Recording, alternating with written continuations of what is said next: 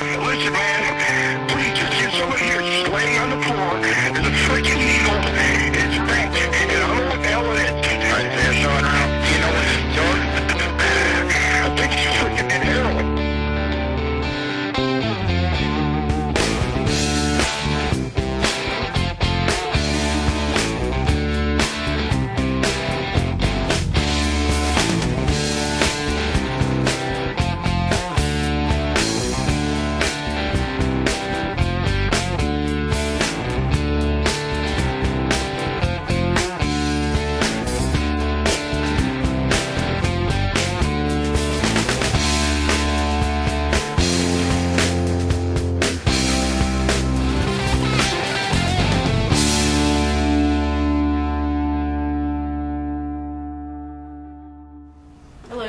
I'm Gandy with Coming Clean here in Jacksonville, Florida at the Hands and Feet Foundation.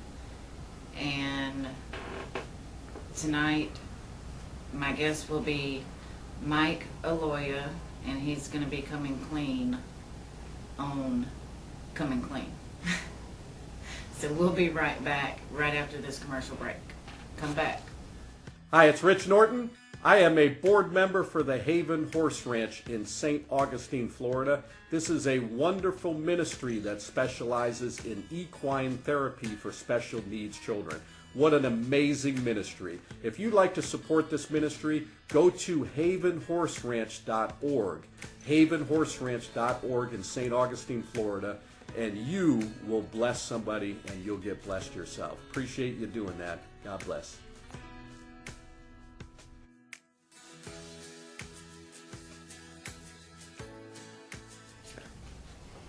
Hey Amy, good to see you, honey.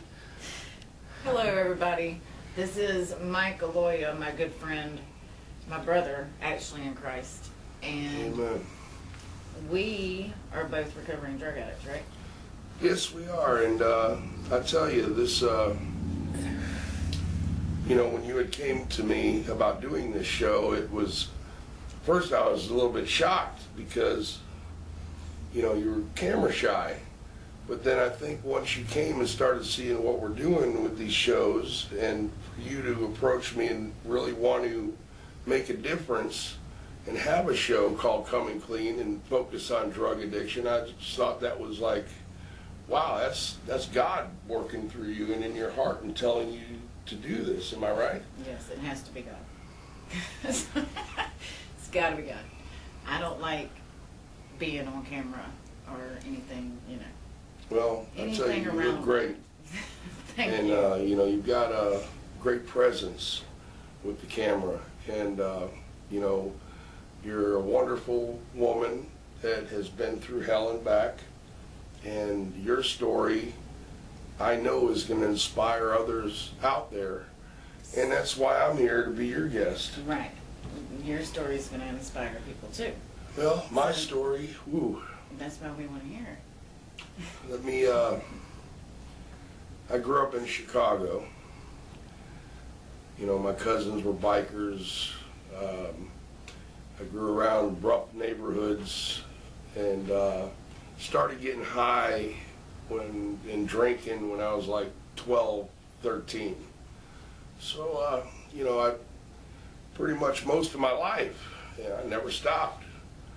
And my teenage years, I did a lot of drinking, a lot of partying, did a lot of, back then they had speed a lot and Quaaludes and things like that, crank, mescaline, and LSD.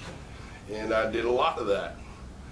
And I had a lot of wild times, man. I mean, and it was, back then it was fun.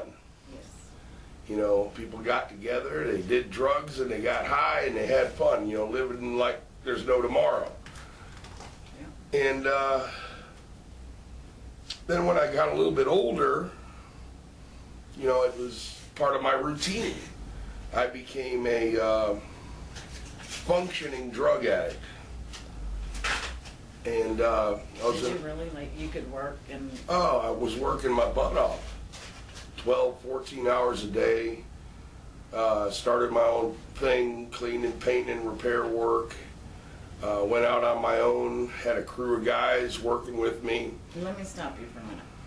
So, the difference between a functioning drug addict and a non-functioning, because I'm a non-functioning drug addict. Like, when I'm on dope, I'm like, shoo, gone. You know, I can't even find the door. So, my mom, like you, I guess, like, she worked at Blue Cross and Blue Shield and retired from there and had one job her whole life. But, like, is on serious, you know. She was a functioning drug Yes. addict. Well, it wasn't always like that. It was like that for years, okay? And then what happened, I was in a hard rock band for almost 10 years. Started doing a lot of cocaine. And, I mean, a lot of cocaine. And, you know, I was up all hours of the night for days, jamming.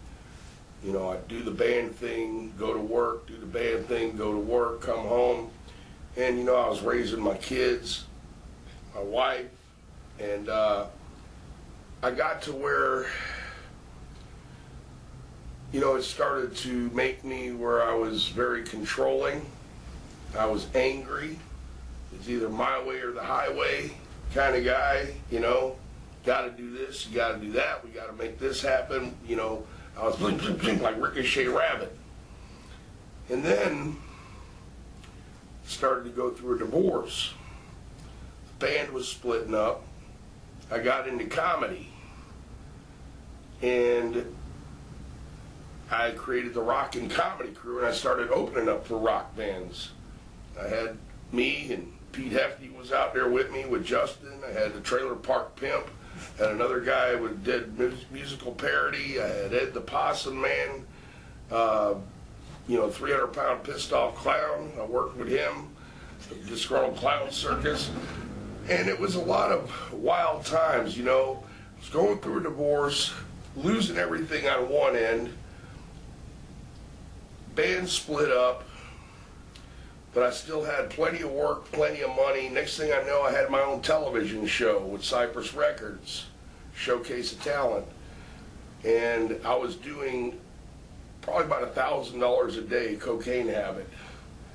I was snorting so much cocaine, I was getting nosebleeds all the time. And I was on live television, and I didn't want that to catch nosebleeds while I'm live, so I started smoking it and freebasing it.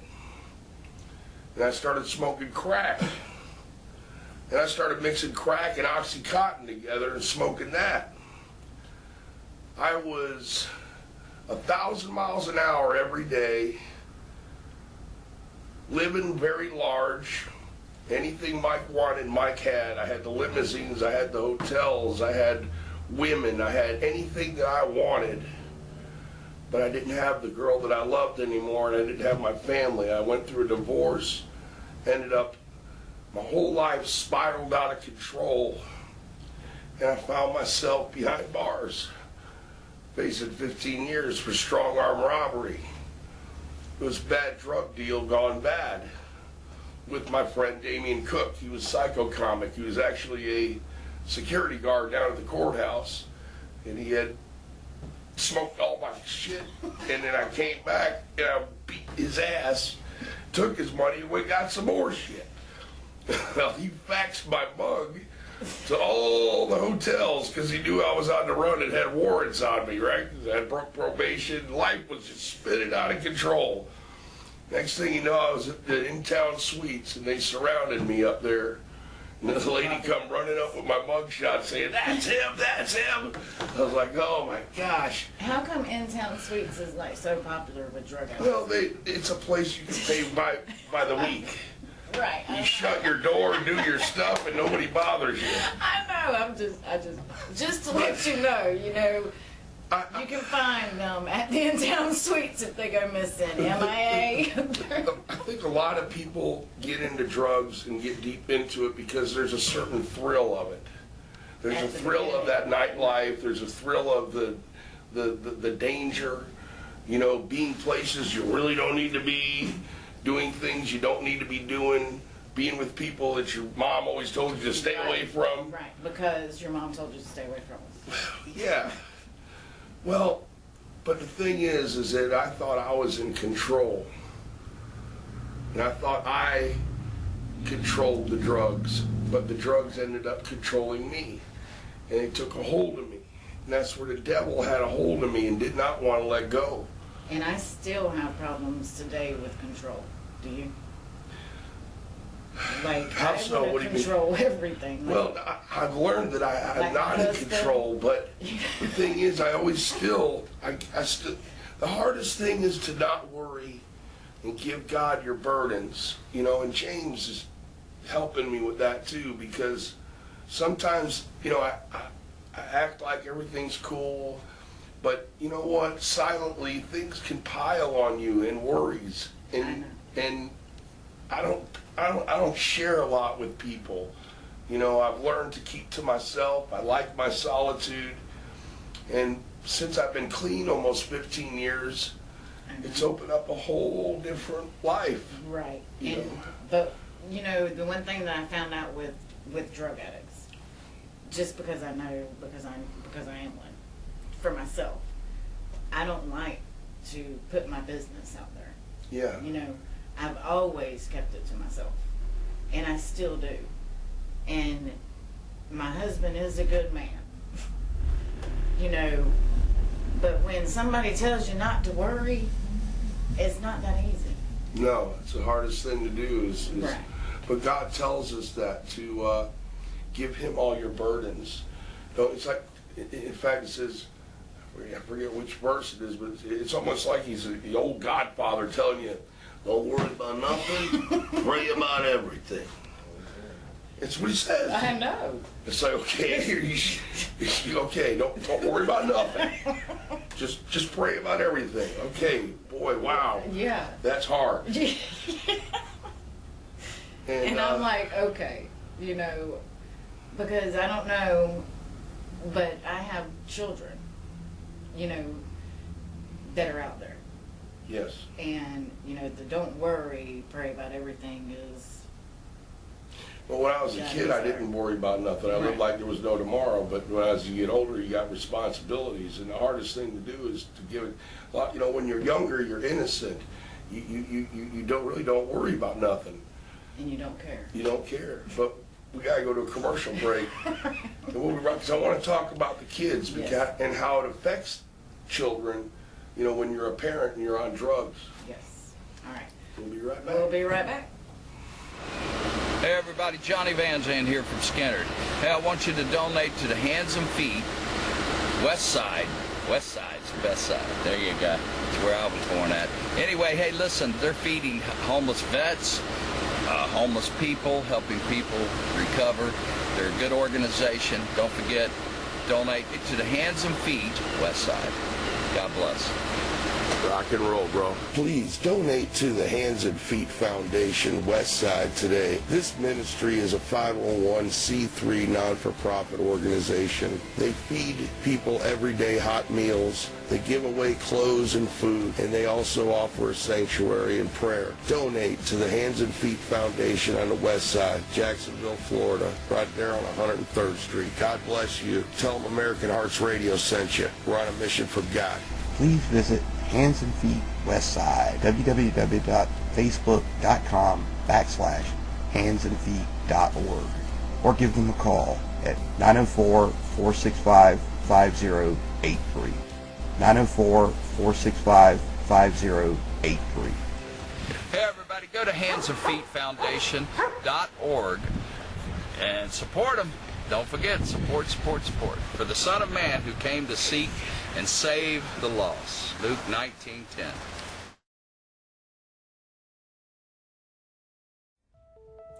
Hi, it's Rich Norton here with Retriever Merchant Solutions. Thank you for tuning into our shows. We've had a great response from each and every one of you, and I've had many inquiries about applying for a position with Retriever Merchant Solutions.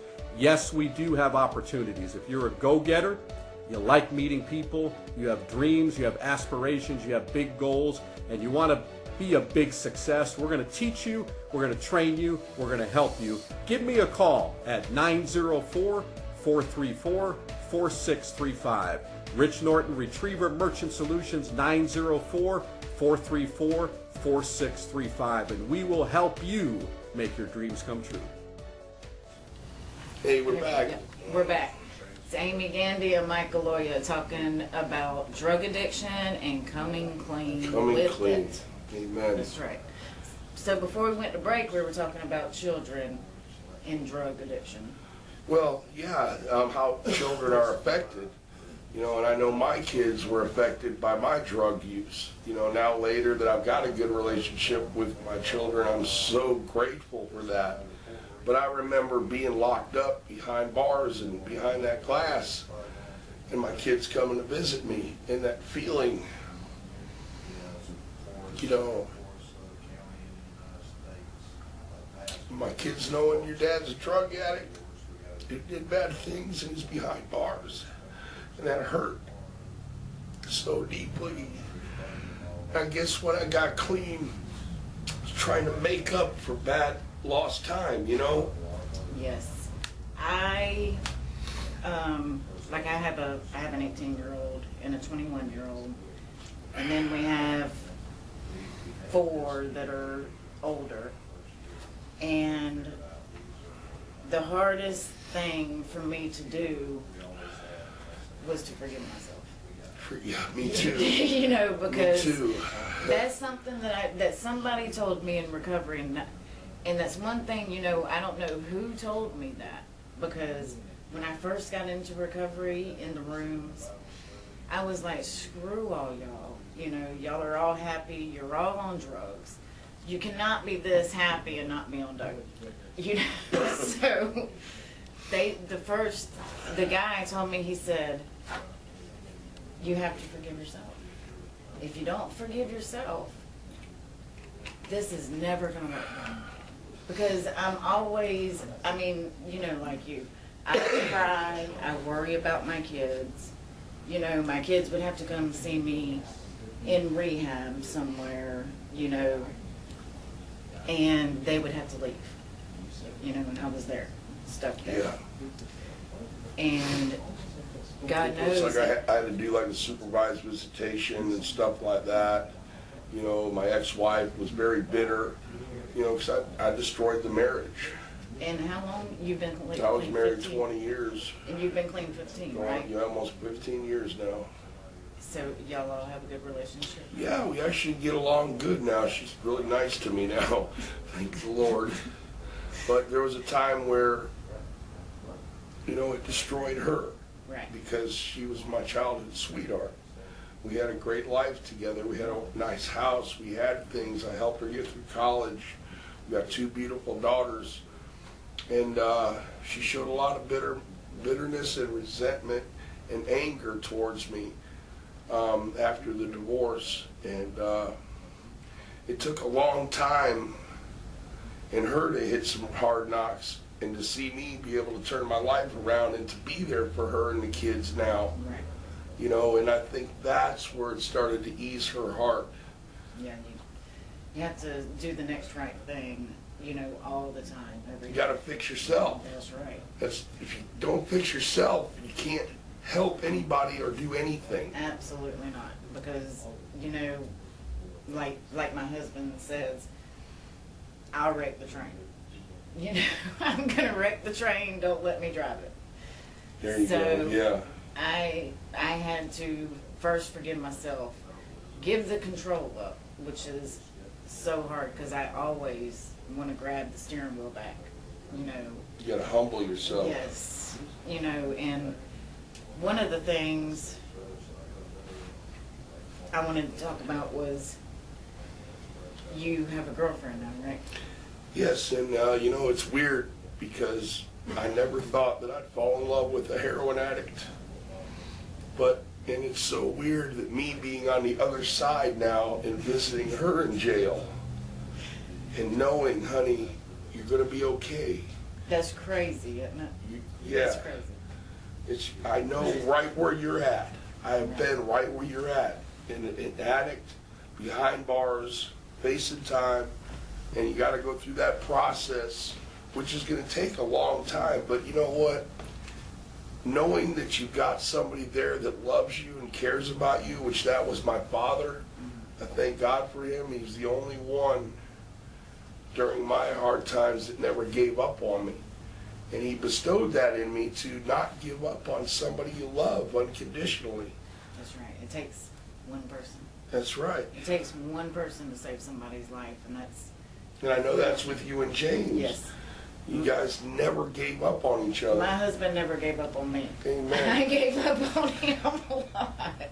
Well, amen. The drugs did. I didn't. You know, I chose a lot of things over my husband. As a matter of fact, I went and I married somebody else. You know, it's coming clean. You know, that's what I gotta do. But my husband stayed with me that whole time, just like you are with your girlfriend now. You know, you've been there and you know it only takes one person to save somebody's life. Amen. And that's why we do this show. And the thing is changing your old ways and not going back to your old ways. I mean, I guess after my heart was ripped out, lost everything, my wife, my kids, I was like a womanizer, you know. Lots of women trying to search for that love again, and it never happened. I was never satisfied. But then I found a girl that was broken and showed me that I can really love somebody again in a whole different way, because it allowed me to have compassion. And I think that's a big part of a lot of things, is there's not enough compassion out there and enough unconditional love for people. It's people tend to, well, I ain't got time for that. I don't need that in my life. I'm going to write that off. Right. You know, I'm walking away. And just like your girlfriend, you know, you saying she's a heroin addict. So anybody else that would have walked by her would have, you know, because they get the stigma and the... Oh, people were mean to her. Right. You know, the store people were very mean to her. She was beaten. She's been raped out there. She's been treated less than human. Exactly. You know, But and I have to understand that and know that there's a lot of damage. God sent you and saw beauty in this girl that nobody else saw. She allowed me to be a better man and find out, really become more of a loving, compassionate man. If it wasn't for her, I've never had somebody in my life like that. You know, she's such a good-hearted person and such a wonderful, she's very quiet, but she'll open up to me. And you would never think that, you know, before that she had a good job, she had her kids, she worked, had her own ride, got into a car accident, doctor put her on Roxy's. Next thing you know, she's on pain pills, she's doing this, she's doing that. Then she got her guy she was with, baby's daddy, got on crystal meth, got her hooked on that. Dude started shooting her up. It's all around the people that you hang around too, and the people that you allow into your life to be bad influences. I eliminated many people out of my life. Right. You have to. You have to. People, places, and things. People, Even places, if it's your and things. family. That's right. Mine was my mother. And that's one of the hardest things that I've ever had to do. You know, my mom, she was my enabler, but she was also my best friend. So Gotcha. I tried to have a relationship with her, and it just brought me right back to the dope. So now that I know that I will end up getting high, I can't. You know what the most beautiful thing is when you're clean, when you can look in the mirror at yourself and not have any shame and guilt anymore, knowing that I didn't spend my last bit of money and gave it to the dope boy, knowing I said no, I laid my you know, no matter the devil keeps telling you, you know, justify, give it your reasons why in your mind, but you got to go through that battle, man, and You got to be able to say no. You got to be able to look at yourself in the mirror and one day look and say, wow, I have no desire anymore. So you never battle with it? Oh, it was a tough battle to get clean, mentally. So I'm just saying for myself, this week, my back went out. Yes. And Did you get through it without I me? got through it, probably because there was no pain pills in my house. Did Just you being use any honest. over-the-counter stuff like Advil or Yeah, Aleve and some stuff like that? ibuprofen. Gotcha. 1,600 milligrams of ibuprofen. I feel you. I'm the same way. I don't like pain pills. I don't like the way they make me feel. I can't think straight. You know, I'll tough it out. Right, but what I'm saying, it's a battle all the time. You know. In your mind, well, I just go get a pill. Exactly, because Yeah. yes, I Give me a Percocet, I'll be fine. I would have took me a pill this week. I'm telling you, because my Thank back the Lord was. you didn't. Amen. So, thank you for being on my show. Oh man, And this this was is just- very therapeutic for me. It's things that I've, you know, a lot of people don't know about me. But you know what? The great thing that came out of it all is behind bars. I met my executive producer, Bruce Shepard, which he had a drug problem too. And you know what? We both help each other get through every day, man. That's awesome. And we're both clean, and we're both out helping people. And he's my roommate, him and his wife, and he's one of my best friends in the whole world. And he's my brother in Christ, and I love him very much. Maybe he'll be on my show next week. That'd be great. Bruce is awesome, man. And you're awesome, and you and James. Thank you, and me too. I appreciate thank it. God every day for Hands and Feet Foundation. I love you, Mike. Thank Love you too, Amy. This is Coming Clean with Amy Gandy and Mike Aloia. Thank you. Thank you for tuning in, and thank you for supporting American Hearts Radio Entertainment Network and Hands and Feet Ministries. God bless you all. Listen, man, we just get somebody here just laying on the floor. There's a freaking needle.